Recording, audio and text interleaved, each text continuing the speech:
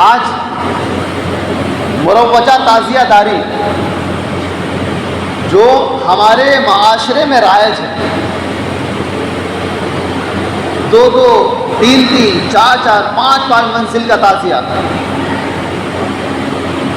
اتنا بڑا اتنا لمبا تعزیہ جس کی شریعت میں کہیں اجازت نہیں ہے۔ ہاں، آپ صرف امام حسین کا نقشہ بنا سکتے ہیں۔ امام حسین کا جو روضہ مبارک ہے، اس روضہ مبارک کا عکس، اس روضہ مبارک کا نقشہ آپ بنا سکتے ہیں، اور وہ نقشہ آپ اگر اپنے گھر میں رکھیں گے تو باعث برکت اور باعث ثواب بھی ہے۔ لیکن آج جو ہمارے معاشرے میں تعزیہ داری پھیل گئی ہے، اور تعزیہ داری کے نام پر نہ جانے کتنے اور کون کون سے خرافات ہم نے اس میں شامل کر لیے ہیں، ان کو شریعت کہیں سے کہیں تک اجازت نہیں دیتی ہے۔ اور یہ میں نہیں کہتا، جو مروجہ تعزیہ داری ہے یہ صرف میں نہیں کہہ رہا، بلکہ ہمارے اسلاف، ہمارے بزرگ یہ بتا کر گئے ہیں کیا چیز غلط ہے اور کیا چیز صحیح ہے۔ آج آپ یہاں آئے ہیں، یہاں سے کچھ سیکھ کر کے جائیں، اور یہاں سے جو سیکھ کر کے جائیں اس پر عمل کرنے کی حتی الامکان کوشش کریں۔ علامہ صدر الشجاع کی زندگی کو دیکھیں، اس سے پہلے حضور مفتی اعظم ہند رضی اللہ تعالیٰ عنہ کی زندگی کو دیکھیں، اس سے پہلے امام اہل سنت امام عشق و محبت سرکار اعلیٰ حضرت رضی اللہ تعالیٰ عنہ کی زندگی کو دیکھیں، اور اس سے پہلے کے بھی بزرگوں کا اگر آپ کو مطالعہ کرنا ہے، اس سے پہلے بھی اگر بزرگوں کی تعلیم اور تربیت کو دیکھنا ہے کہ ان کی فکر اور ان کی سوچ مروجہ تعزیہ داری کے تعلق سے کیا تھی، وہ میں آپ کے سامنے پیش کرتا ہوں۔ سراج الہند حضرت علامہ عبدالعزیز محدث دہلوی،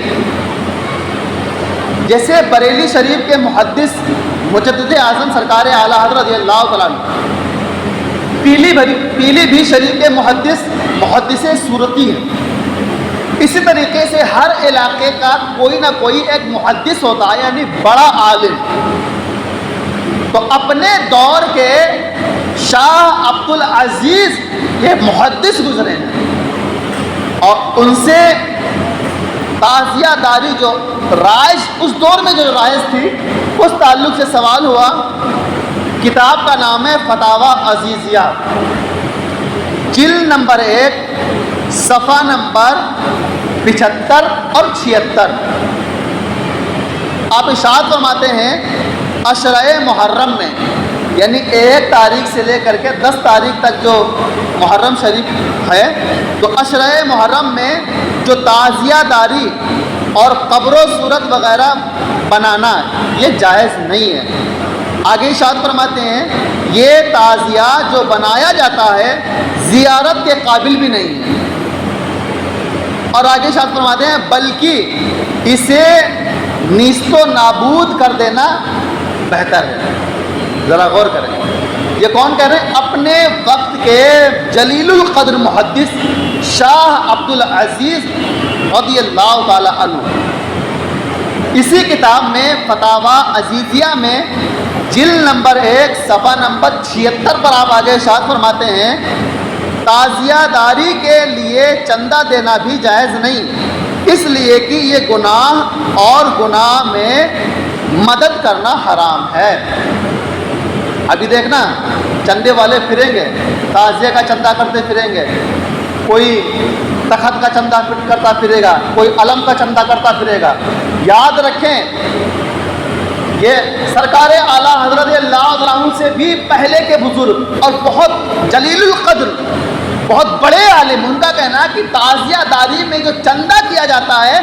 وہ چندہ کرنا جائز نہیں ہے، اور فرماتے ہیں جو ان چندہ کرنے میں شرکت کرے یعنی ان کو چندہ دے تو فرماتے ہیں ایسا مدد کرنا بھی یہ حرام ہے۔ تو جہاں سے نماز پڑھنے آئے ہیں نماز جمعہ، اپنے دامن میں یہ گاٹھ باندھ کر کے جائیے اس بات کو کہ کبھی بھی ہم مروجہ تعزیہ داری کو لے کر کے نہ کوئی کسی طریقے کا چندہ کریں گے اور نہ ہی کسی کو چندہ دیں گے، ٹھیک ہے۔ اور سرکار اعلیٰ حضرت اللہ تعالیٰ عنہ کی زندگی کو دیکھیں تو فتاوی رضیہ میں ایک جگہ نہیں بے شمار جگہ جو تعزیہ داری عموماً رائج ہے اس تعلق سے سوال ہوتے رہے، سرکار اعلیٰ حضرت اللہ عنہ اس کا جواب دیتے رہے۔ پہلا جواب فتاوی رضویہ جلد نمبر 6 صفحہ نمبر 186، کیا؟ فتاوی رضویہ جلد نمبر 6 صفحہ نمبر 186 پر سرکار اعلیٰ حضرت رضی اللہ تعالیٰ عنہ ارشاد فرماتے ہیں کہ تعزیہ داری جو عام طور پر رائج ہے، فرماتے ہیں یہ بنانا جائز نہیں ہے، یعنی تعزیہ جو عام طور پہ ہم دنیا داری کے لیے بناتے ہیں وہ جائز نہیں ہے۔ ہاں جو امام حسین کا نقشہ ہے روضے کا صرف اس کی اجازت ہے، اس کے علاوہ اجازت نہیں ہے۔ آگے ارشاد فرماتے ہیں فتاوی رضویہ جلد نمبر 3 صفحہ نمبر 258 پر سرکار اعلیٰ حضرت اللہ عنہ ارشاد فرماتے ہیں کہ تعزیہ داری جو عموماً کی جاتی ہے ایسے تعزیہ کی تعظیم کرنا بھی بدعت ہے، یعنی جو تعزیہ عموماً ہمارے یہاں بنایا جاتا ہے اس کی تعظیم بھی نہیں کرنا چاہیے، اور ہماری قسمتوں پر پتھر پڑے، ہماری آنکھوں پر پردے پڑ گئے، ہم مروجہ تعزیہ داری کا اتنا ادب و احترام کرتے ہیں پھر 10 تاریخ کو اپنے پیروں اور لاتوں سے اسے رونگتے ہوئے نظر آتے ہیں۔